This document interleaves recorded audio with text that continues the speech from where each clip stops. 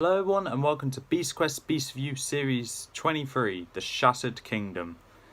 My name is Adam Ferns and I will be the one just hosting this video along pretty much every other video on this channel. I don't know why I keep saying that. But, well, Series 23. As I told you in Series 22, you won't be waiting long for Series 23 because, well, I was on my last book and I just finished it now actually. After getting all the scores added up, I got everything ready for the review. So I thought, might as well. Got plenty of time, so let's get into it. Yeah, that's a problem. I need to get new curtains. Okay, we're going to start off Series 23 with Corzo, the Swamp Monster.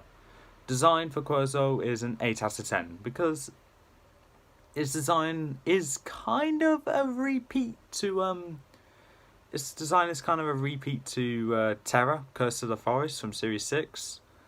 But I'm not actually going to hold it against that because it's still pretty good. And we haven't seen a tree-like beast for a while, so it's great to see one back. And it's a good one. I'll say it's actually better than Terra.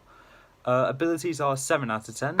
It can control its roots, so walk around and move, wrap his branches around his victim's throat to eat them, or it can spew out acid from his mouth, but not very strong acid, just ones that burn but won't actually kill you, like Torpix's acid, which will, but this one won't. And I would assume, because it is based off one, it can camouflage as a tree. And that is pretty much it for its abilities. Yeah, fight for Corzo is an 8 out of 10. Essentially, it just got stabbed in the heart and then just turned to a statue, just stopped moving altogether. So it died. Okay, kind of a bit of a basic way for one to die, but I'm not one to complain. If I was part of the Adam Blade company and had to think of a way for beasts to die, and it has to be different that we haven't seen for a while, I'll probably pick that as well, so I'm not gonna complain against it. The total for Corzo is 23 out of 30. It's a good start. Abilities are a bit disappointing because they are seen before, well, yeah, but not, yeah. The abilities are seen before in other beasts, and the acid one was also seen before, but just weaker. But the fight and design did pull it back up, but not enough to really say this beast is great. It's good story-wise because it introduces the king's brother, who's a bit elder brother, who reclaimed the throne, a bit of a tyrant, and is suspected to be an imposter. Yeah, and moving on, we have Crotax, the Tusk Destroyer. Design for Crotax is an 8 out of 10. It is essentially a mammoth with armoured plating along with metal tusks and spikes going along it. And I like the shade of fur it has on its all over it. It's fur. I meant if you remember back in Series 3 review, I gave Tusk a 5, I think, for design. I'm not sure. It was ages ago though. I know that. Sorry, I can't find it now. What did I give Tusk? Yeah, I gave Tusk a 5 for design. Yeah, Crotax is a significant improvement. Abilities are an 8 out of 10. It has an impenetrable hide along with thick armor, which isn't really an ability, but it's something that will be used in battle with beasts. It can basically charge and nothing can stop. Well, barely anything can stop it. Sharp tusks along with a trunk that can lift up his I think it's his victims if they're rather small and chuck them. Main example being this guy called Jax, who got thrown from one side of area to another, breaking its neck, dying instantly. And that is pretty much it. So not too many unique abilities, but they are good, and some are actually kind of unique, especially with the metallic tusks being sharp as knives. The fight is an 8 out of 10, which was basically trying to beat this thing, but turned out to be unsuccessful until the armour came off after Tom broke the chain connecting it, and then there was the beast's weak spot. Barely any fur, rather thin hides and not very thick, so it can't take a hit there underneath the armour, and that's how it died. So yeah, for Crotax, a bit of a shame that Crotax die like that, but it's still a great beast, better than Tusk anyway. Total for Crotax is 24 out of 30. Good beast with great scores all around, actually. The abilities was definitely the best part, though. I went into this series thinking Crotax is the best in design, which to me it is. But for all attributes for Crotax, the abilities are better. Moving on to Talker the Skysnatcher. The total for... No, we're not going to the total, otherwise there'd be no point in the beast review. The design for Talker is an 8 out of 10. It is essentially a giant bird, well, cross between a dragon and a bird, with the scales of a dragon and feathers of a bird with the wings. And it has 3 heads as well, which is pretty cool, pretty unique if you ask me, because we haven't seen a bird beast with 3 heads, have we? Abilities are 7 out of 10. It can fly. It has a strong beak and sharp claws and a tail that can be used as a whip. Honestly, a bit disappointing that is. The fight is an 8 out of 10 though, because Alina's life is basically at risk throughout the entire thing, and it ended up with a flare exploding in one of Talker's mouths, making that head die, and then having all of him just drown in icy lake, which I don't remember when last time you saw that, but I think it was probably Vetrix. But I think it's a good way to kill off a beast, having a beast drown, but before its head goes under, it just has a menacing glare at Tom, which I thought was good. And they brought back Petra, so that's also another good thing to add on. Petra's now a good person. The total for Talker is 23 out of 30. The abilities were seen before, which is a bit disappointing, but the design pulled it up, being very unique for flying beasts. Like a flying beast that's based off a bird that has dragon scales and 3 heads. I don't remember the last time I saw that. And moving on to the final beast of this series, Zircon the Shapestealer. Yeah, the Shapestealer. Design is an 8 out of 10, because from the cover it just looked like a giant human, just purplish. So I wasn't too keen on the design, hence why I said Crotax had the best design. The abilities is a 9, however, because even though it has rather few, they're pretty good ones. Starting with the worst out of them, it's probably the sharp claws, because we've seen them so many times before. It can climb walls. It can tear chunks of that wall, showing off its strength. Not really big strength, but still pretty good. It is incredibly smart, and it can, as the name suggests, it can take the shape of anything or anyone to the exact detail. And as I said at the start of the series, King Angelo, Hugo's brother, was suspected to be an imposter. It was actually Zircon. And that actually surprised me, because I did not see that coming. Like, I only realised it was Zircon until I got to near the end of chapter 2, where King Angelo turned from Captain Harkman into each other right there, and I put that together along with the title of Zircon. I was like, So that's how long it took me to realise that.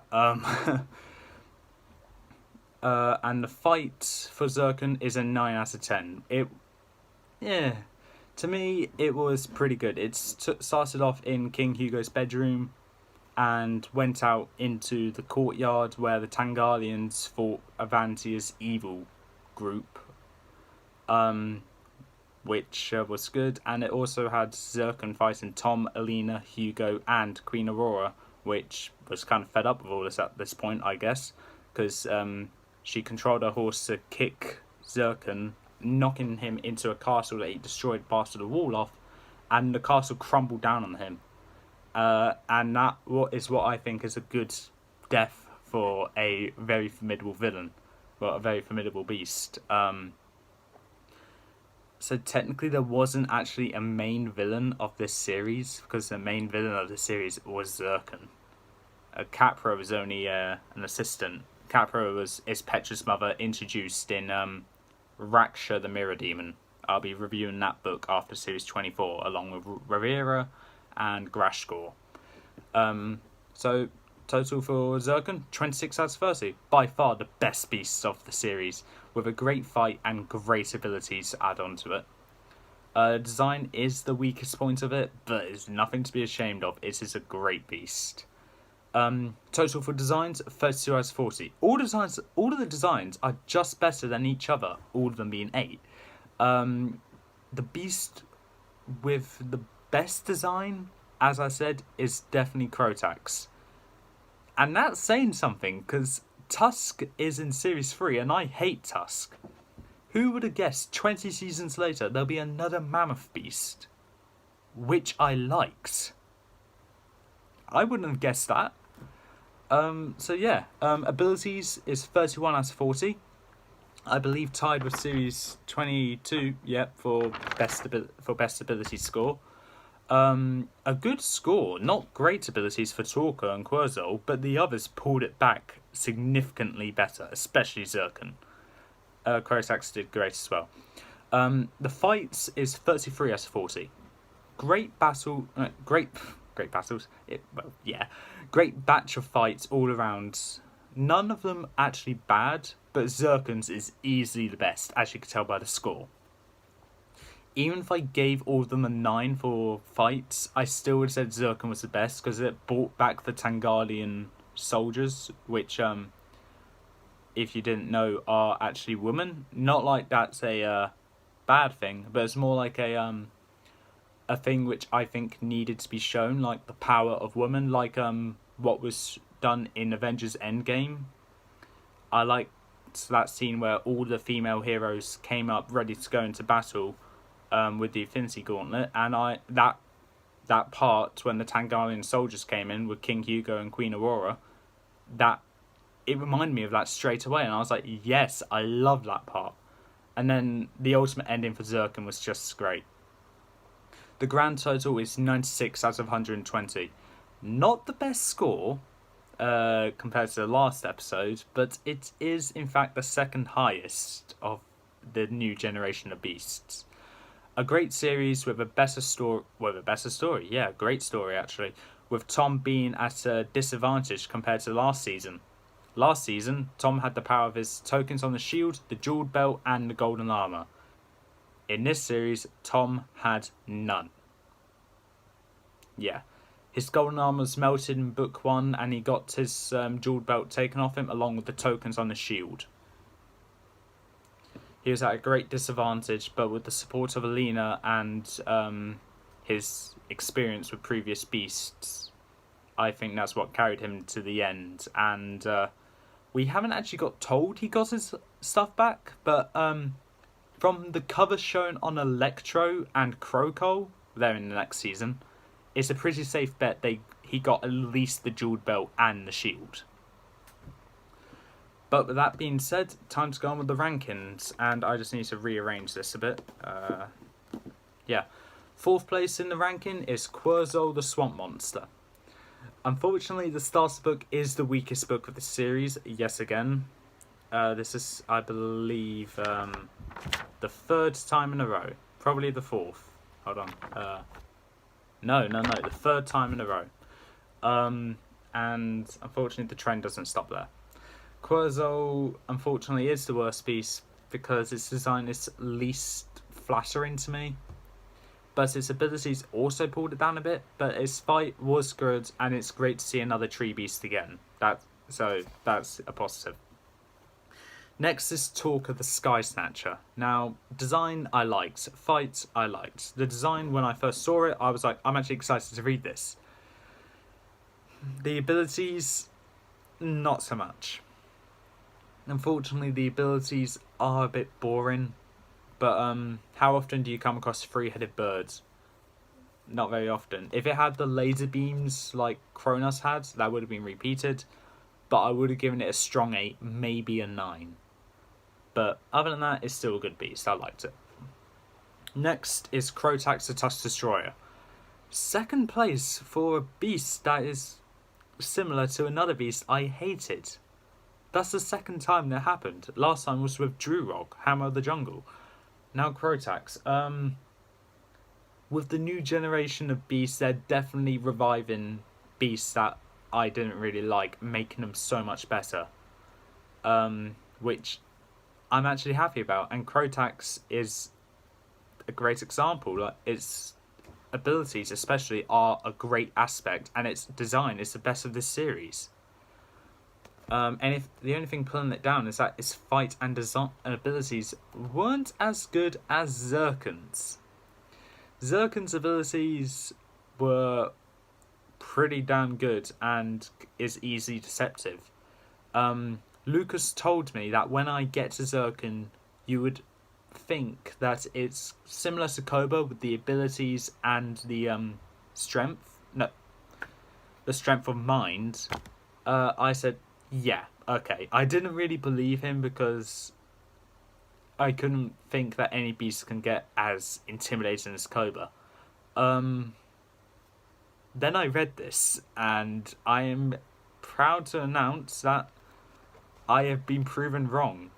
Zircon does in fact have the shapeshifting abilities as Cobra, obviously, along with the supreme intellects that Cobra had as well. And I think if Zircon, when these go into Battle of the Beast Season 2, that would take place after Series 24 review anyway, I would like to give a good guess that Zircon would not be as overconfident as Cobra was, because Cobra, I would have said, was overconfident because of his intellect and his strength, physical strength. Zircon doesn't have the physical strength, but a beast in the next series, Lucas told me that that beast has the physical strength. I look forward to next series anyway, because they all look very good. And that's all for this time. If you like what you saw, leave a like, leave a comment, don't forget to subscribe, press that notification bell down in the corner below, and I'll see you next time with I don't know what video, but the next beast review will be Blood of the Beasts. Until then, peace out.